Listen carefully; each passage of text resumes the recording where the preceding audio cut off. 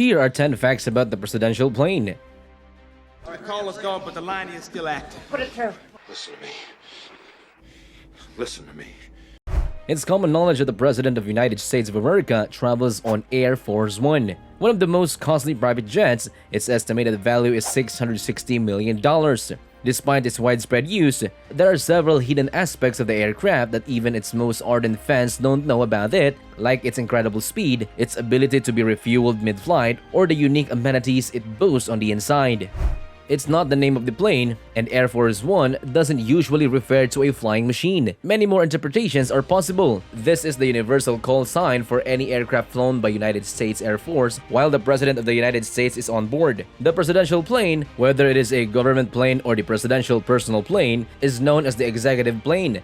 When the president is not on one of the two Boeing 747-200BS he typically uses for travel, either plane might be referred to as Air Force One. The term Air Force One is still common in usage. A second Air Force exists. Any Air Force aircraft carrying the Vice President of the United States will use this identification. The President and his Vice President never share a plane together due to safety concerns. Typically, this plane is a Boeing C-32. Don't forget to subscribe, hit the like button and the notification bell to stay updated on our daily videos. The Air Force personnel know what each president enjoys. Candy was always available in the Oval Office and aboard Air Force One since the Air Force crew knew what each president loves. Jelly beans were a presidential treat during Ronald Reagan's administration. They have refined taste when it comes to their morning cup of joe, too. In a National Geographic documentary, we spotted a sign in the gallery indicating that President Bush preferred black coffee and that Secretary of State Rice preferred decaf with cream. Former President Gerald R. Ford's staff used to smuggle cases of Rocky Mountain beer onto the plane because he enjoyed it so much. Air Force One has an absolutely ridiculous communication system.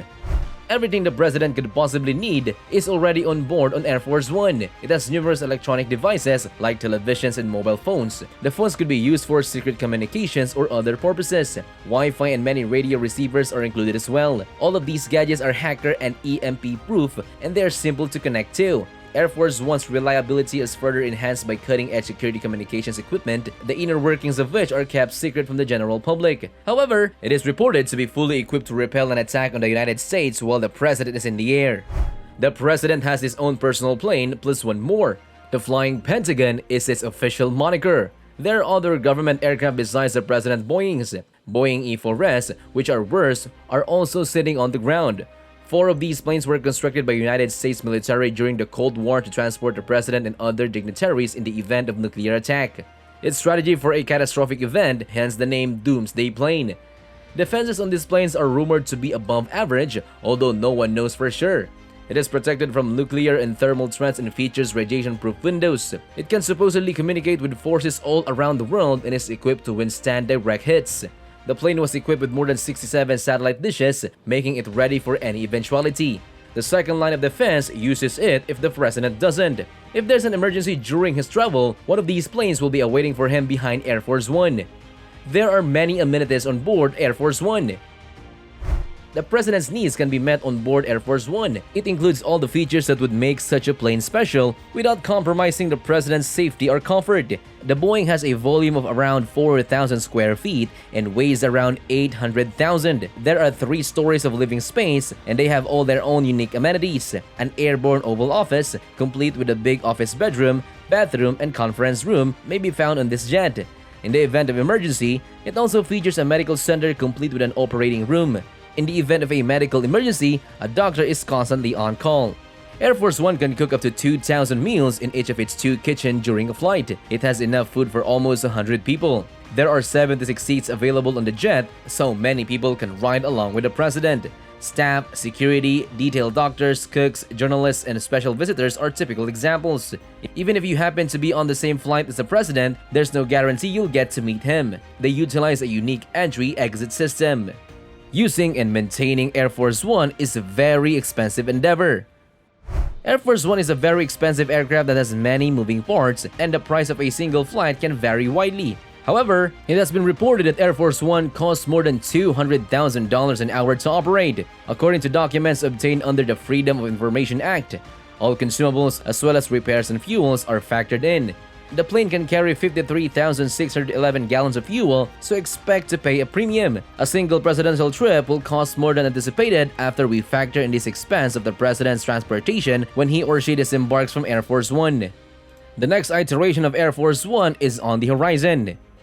The new Air Force One, which now under construction, will eventually replace the Boeing 747.